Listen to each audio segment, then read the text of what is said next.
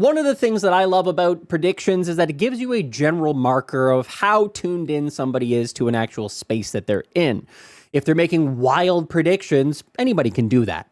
If they're making wild predictions and those predictions are coming true, well, they probably know what they're talking about.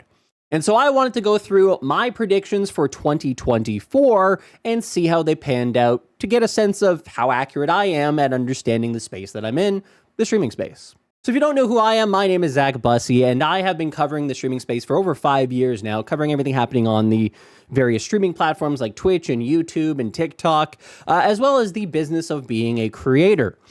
And every single year at the beginning of the year, through my newsletter, tos.gg, if you haven't subscribed, subscribe. It is absolutely free to get. I make a prediction or a series of predictions about the streaming space and what I envision being the next things coming. So I posted this and shared this with my community back on January 3rd, 2024.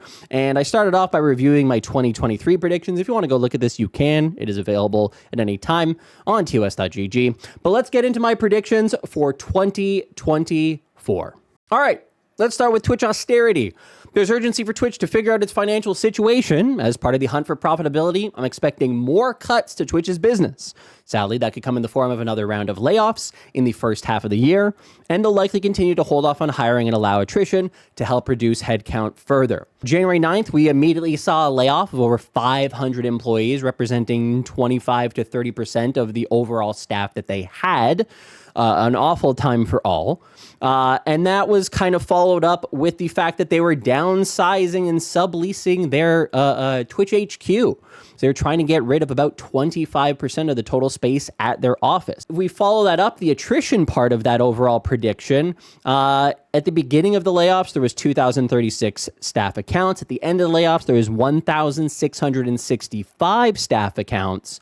And as we fast forward to October, it's the last time that we have the stats from Commander Root, there is 1,413 staff account. And again, that is on October 1st, and that number has come down even further to the 1,300 range. So again, that idea of attrition and allowing and holding off on hiring has in fact come true. We've also seen cutbacks in other ways, and an example of that is Prime Gaming, which moved from a flat rate to basically match a tier 1 sub to a discounted rate with Prime Gaming. So you now only get $225 USD if you are an American, and the numbers obviously change depending on where you are in the world.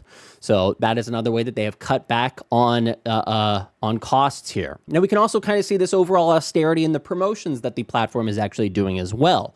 As I'm recording this, there is currently the 2024 version of the bonus round, but the 2023 version lasted for about 3 weeks long, from December 13th to January 2nd, where it offered discounts on subs and gifted subs, as well as a bits bonus, which offered a 10% bonus on top of bits.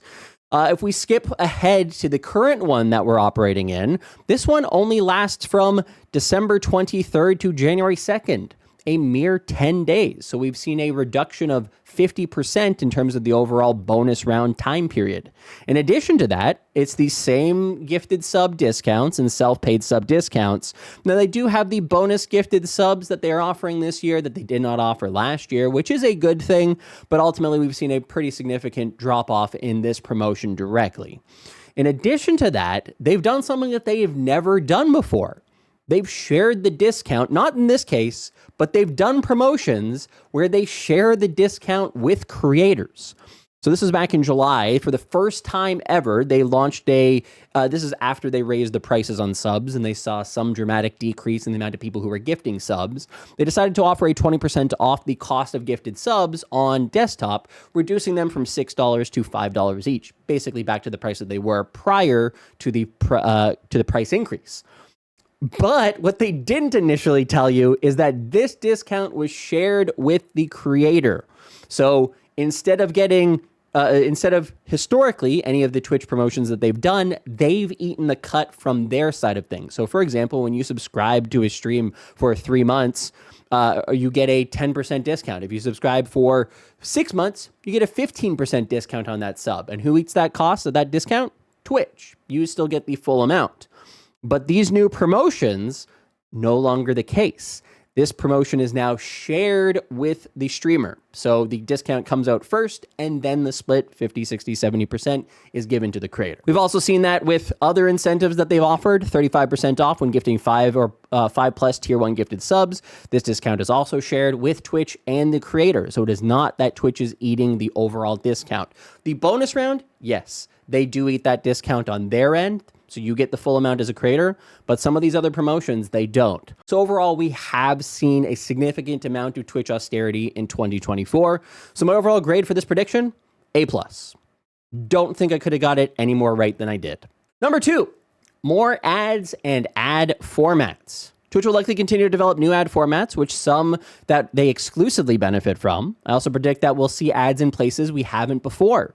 Turbo is going to become more important, which we'll talk about more in a second. Also, I wouldn't be surprised to see non-monetized channels that meet affiliate and partner requirements to have ads thrust upon them. So there's a bunch of things here that we need to unpack. First and foremost, Twitch will likely continue to develop new ad formats. Yes, 100% they have. This is one that benefits the creator. Subscribe for ad-free viewing. They've now put this on top when there's ads running to basically encourage people, hey, have you subscribed to the stream? Do it right now.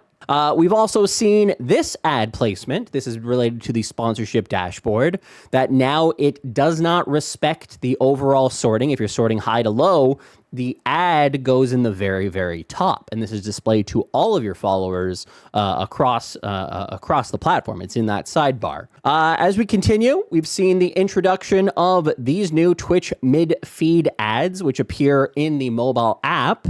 And as I mentioned, some they exclusively benefit from. This ad format, while it is in feed on your mobile device in the app, none of that money is shared with creators. So there is no creator fund. There is no monetized clips in the discovery feed.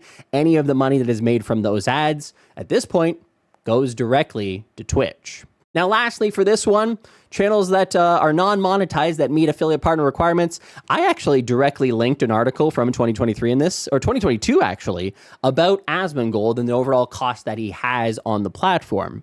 So, unsurprisingly, they did in fact do exactly that. They introduced ads onto Asmongold's channel, both live and on VODs. Now, initially, there was no partnership required for this, so ultimately, this is why it's kind of a unique case. It said this ad supports Twitch ad 2 of 2. And so as of 18 days ago, the next step of that evolution took hold as Asmongold's Zach Rar channel is now partnered on Twitch with subs, bits, and ads. So I do expect us to continue to see a general rollout now that there is a couple, I'm not going to talk about a couple of the other ones, but now that there is a couple of channels that have had this thrust upon them, I would not be surprised to see this formalized in 2025. So in terms of an overall rating here, I'm giving myself an A+.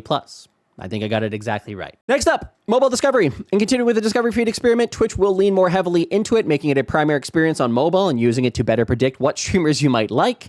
Stories will also get reworked to add new features, including interactive functions for viewers. Also, channel pages should get an integrated player for stories and featured clips. Well, I got this one exactly right. The mobile discovery feed experiment has now become the default experience on mobile devices, much to a lot of people's chagrin. Not a lot of people loved this initial feed when it launched. It felt a little bit forced. I myself called it Temu TikTok because it felt like it was rushed. It didn't feel very good to be actively using, but this is the feed that they've leaned into and they're continuing to lean into, and they've made some improvements over the course of the last few months, but it is the overall default experience. A lot of people, as I said, very unhappy with it, including a ton of suggestions in the user voice, basically saying, hey, we hate this, we hate this, we hate this, we hate this, which Twitch has acknowledged many, many times that they kind of dropped the ball and they didn't really launch a good product out of the gate. As for the ability to see stories, sure enough, on screen, here you go. You can watch it in a dedicated player while live. And if we then go to somebody's channel directly, you can also see here they are available as a integrated player on channel pages. So in terms of the overall prediction here, I think we got this one A+. Now here's where things go a little bit off the rails for me. Twitch Turbo Revamp. Last year, Twitch Turbo got a price increase and an actual promotion for the first time. This likely is a precursor to more significant changes to Turbo, namely a light and/or creator version. The former should come with some ads for a discounted rate, while the latter may come with perks like guaranteed transcoding, emotes, free subs, see next prediction, dual output, read more later, and other perks. The only thing that they did significantly with Turbo this year was offer a 7-day free trial. So I'm going to say that overall, I think my prediction here is early. I would not be surprised to see this be introduced in 2025 then, but we did not see anything significantly done as it relates to Turbo. So overall, I'm giving myself an F grade on this one. Did not come to fruition. Number 5, changes to Prime Gaming. Amazon is making cuts to Prime Gaming last year. They laid off the Crown team in games growth and narrowed focus and recently announced ads on Prime Video. In late 2022, I suspected Twitch fought to keep Prime subs. This may be the year that we see the end of Prime subs. Now, this wasn't the end of Prime subs, but it was the end of Prime subs as we knew them. In January, they announced that there were going to be changes to how Prime subs pay out to creators. I mentioned this earlier, that they were going to be reduced to a flat rate payment versus the matching of tier 1 subs that they had in the past. And so we have seen a dramatic downsizing overall in the amount of money that people earn from Prime subs as a result of this change. In addition to that, we have seen some other changes. Prime has had obviously a significant change overall. There used to be an absolute jam-packed amount of drops, in-game drops for these various games. This is just an example of it. Whereas what it looks like now is basically just a Lost Ark, couple things here or there. And that may actually lean into what I'll predict in 2025 as it relates to drops on the platform. You can take a look at my Twitter feed if you want to see some more about that. But what I will say is that while the overall in-game drops have dropped off, they have done a really interestingly good job at coming up with a bunch of free games overall to give to creators. And these games are available on Epic, they're available on GOG, they're available on Legacy Player, and they're available within Amazon's first-party Luna client, whatever the hell it is. I've never downloaded it, I don't know what it is. But they have offered a lot of great games over the last 6 months. So much to my surprise, by the way, Dredge, fantastic game. If you have Prime and you haven't claimed this, it is a fantastic game. But yeah, so overall, my prediction here is accurate. I did call it. They did make cuts. They did make changes. It wasn't the end of Prime subs, but it was the end of Prime subs as we knew it. So I'm going to give myself a A-. Pretty accurate overall, but maybe missed the landing. Number 6, viewership starts to grow. Twitch will start seeing viewership growth again in 2024 after a flat year that saw the bleeding stop. It won't be significant, but may return to the year-over-year growth similar to its pre-pandemic performance. Celebrity streaming may be a narrative to watch thanks to Kai Cenat. Now, right out of the gate, 100%. This is just purely accurate. Kai Cenat's stream has been a revolving door of celebrities, especially during his Mafia 2 subathon.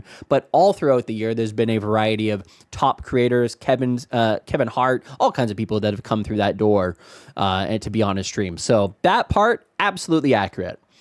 This part, a little bit more nuanced, and we'll jump into it here very quickly. Over the last year, this is comparing the current 365 days to the past 365 days. So it's not completely accurate because today's the 23rd of December. And so it's comparing to last year on the 23rd. So there's 7 days difference that are inaccurate here. But overall, you can see that there is a 2.9% decrease in hours watched over the last year. That represents 600 million hours lost. The average viewership, obviously down 2.9%, dropped by 70,671. So that is also a pretty significant drop. Peak viewership was up thanks to eBuy. Streams, total number of streams was up ever so slightly. Average channel was up ever so slightly, 1.1%. So that is a positive that there is growth on the number of channels that are live. And as a result of fewer hours watched and more channels live, the viewer ratio is dropped. This is an indicator of how many people are watching per stream that is currently live. The higher the number this is, the better it is for streamers. So, and you can take a look here. Kai Cenat stream up, or his overall his year performance up 64% versus the previous year. So again, I got that part exactly correct. Now, again, let's go back to this. We lost 600 million hours watched, and we lost 70,000 total viewership. But it's not the whole story. In January, that is when Twitch officially shut down access to Korean streamers and Korean audiences, because if there's no more Korean streamers, then there would be no more audiences to watch.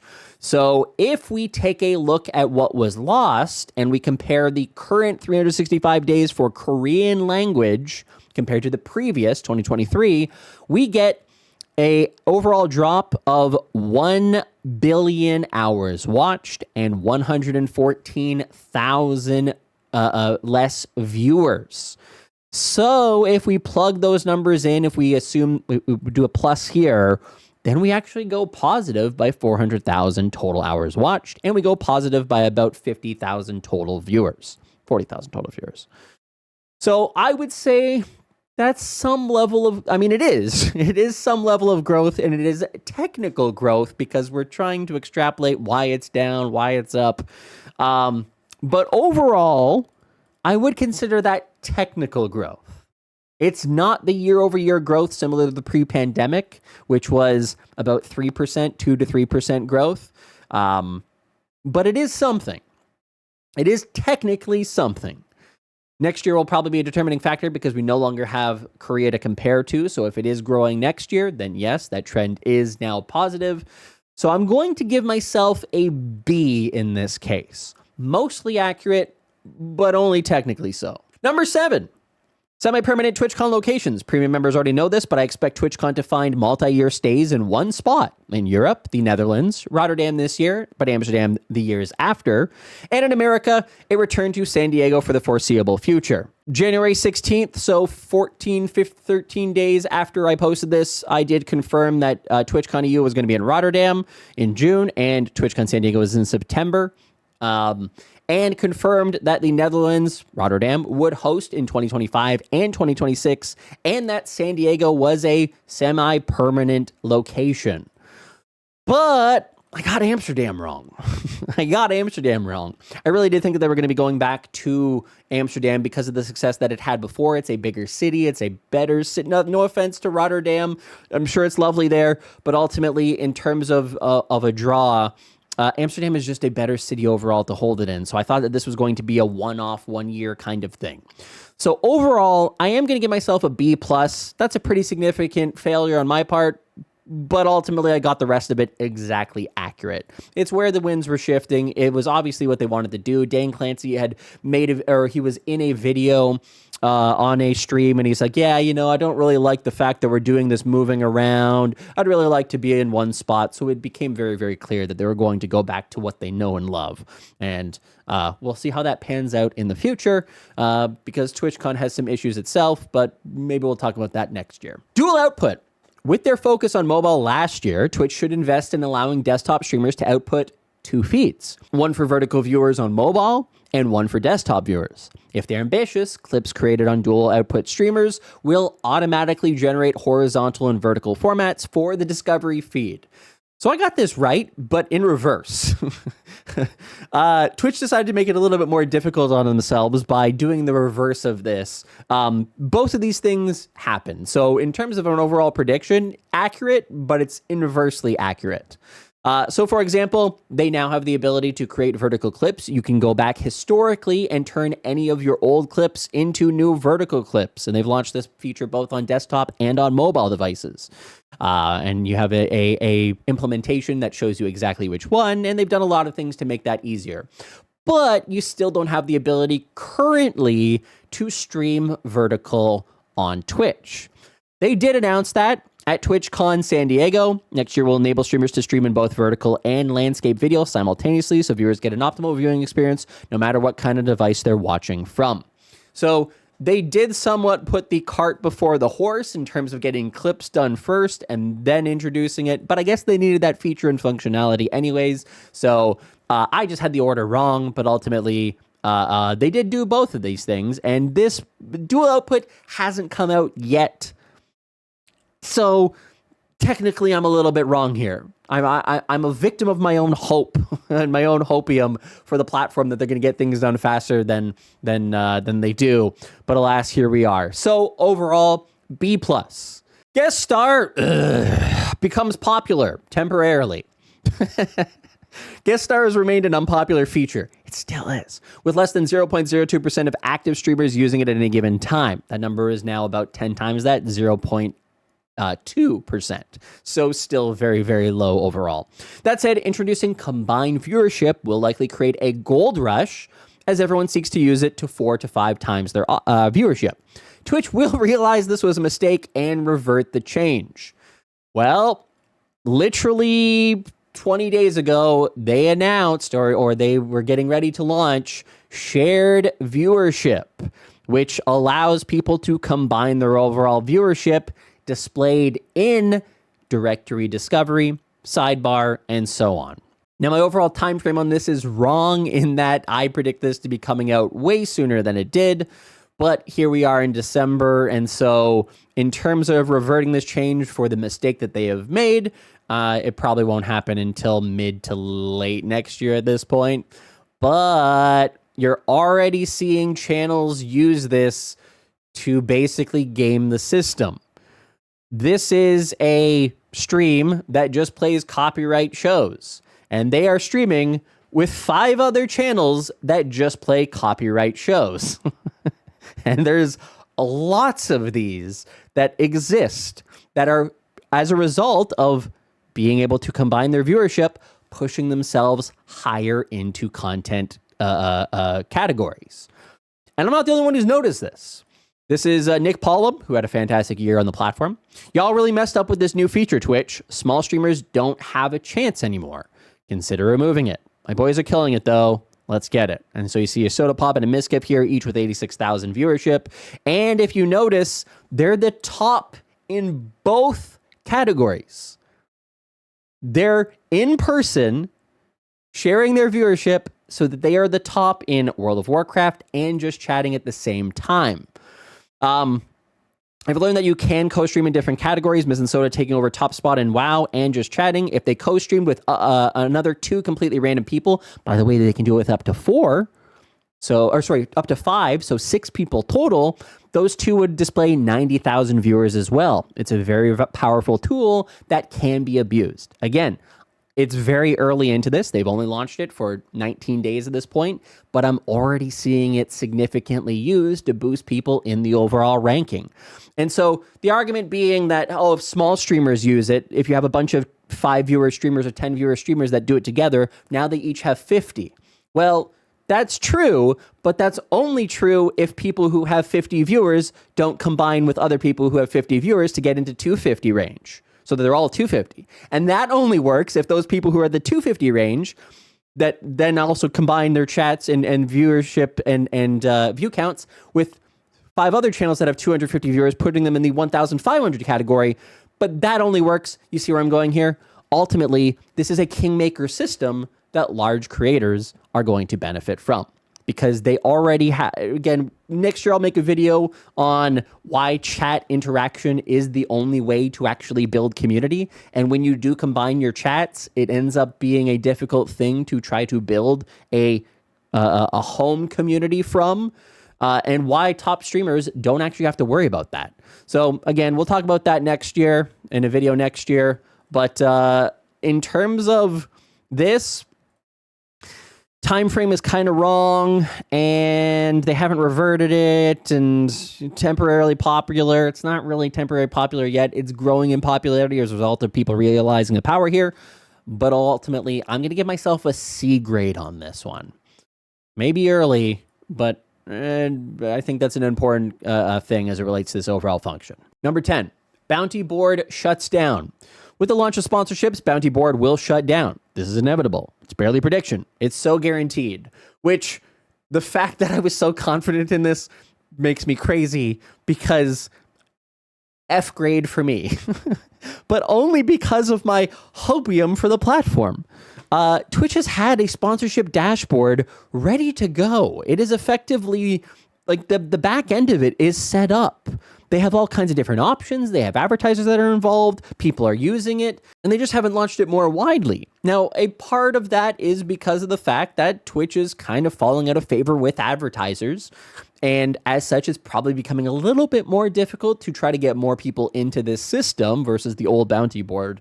But ultimately, it is kind of a frustrating thing to see them have a product that is ready to go and they haven't launched it yet. They're going to next year. God, am I gonna have to eat that hat too? Anyways, because of the fact that they didn't do this, F minus? What's worse than an F? But it's only because of Hopium. Frustrating. Number 11, YouTube does something with live. Neil Mohan is coming up on his first year as CEO, while Leo Lebe is now 1.5 years into his role as head of gaming. And with YouTube having signed 1-year extensions with most of their previously signed creators, they have to do something with live to improve it. They can't ignore it 2 years in a row. Chat, community, something.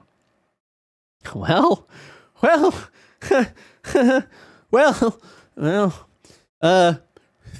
16 days after posting this, Leo Lebe, head of YouTube Gaming, was laid off. Yeah. So, not a great start overall to this prediction.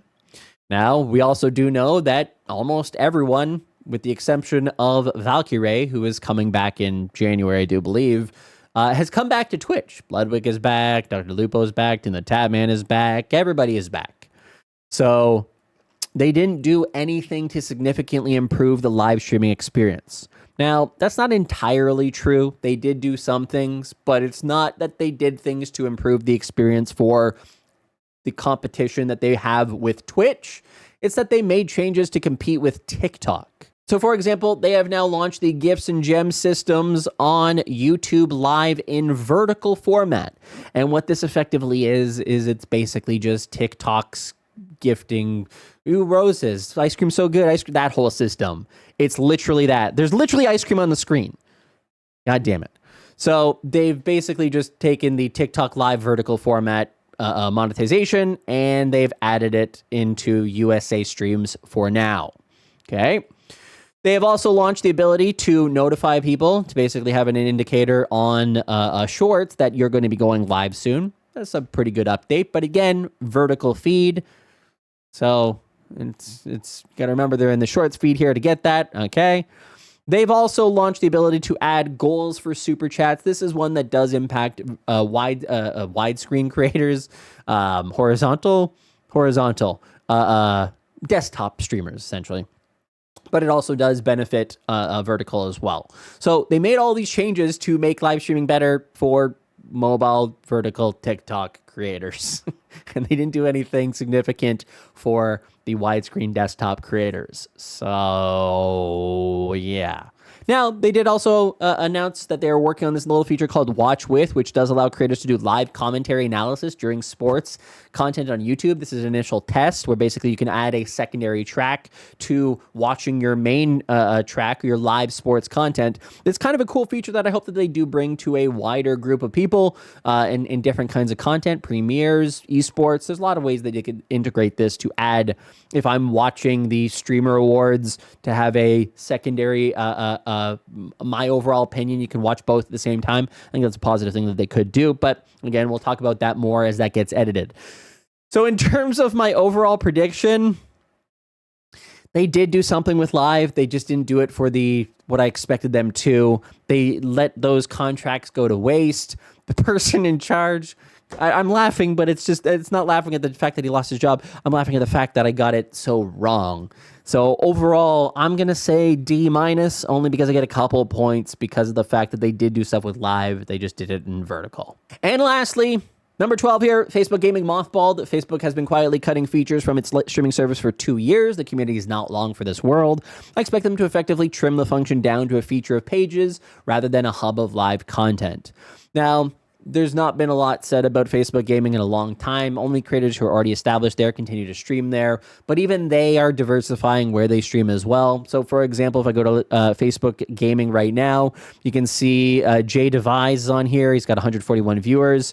Oh, he was live at the time when I started this, but he had 200 some odd viewers here. So he had almost twice as much on Kick as he did on Facebook. Let me do a quick refresh here. Yeah, I mean, there's still some people streaming here. It's just nowhere near what it once was. Let's look at the most popular game right now, Marvel Rivals. See how many people are currently live. 4. There's no, or sorry, 6. There's no ability to scroll down any further. 5, 3, 1, 4. Yeah. So overall, it's still around, but it's effectively not supported in any significant way. So I'm going to give myself a B+. Not officially mothballed yet, but basically on the way out. And so there it is, my predictions for 2024 and how they held up over the course of the last year. Overall, I think I did pretty solid overall. I had a pretty good sense for things, of where things were going. And I'm excited to make my predictions for 2025. If you are subscribed to TOS.GG, my free streaming newsletter, go do so. If you're not already, sign up for it right now, because you will be the first one to get my 2025 predictions in your inbox, probably somewhere near the first of the month in 2025. And if you haven't already subscribed to this channel, make sure to click like and subscribe, because I will also have a video going through my 2025 predictions and talking about them a little bit more in greater detail. But with that, I want to thank you so much for watching. I hope you have a fantastic rest of your year. It's not much left to it. And a fantastic 2025. We'll see you in the next video. Thanks for watching. Have a great day.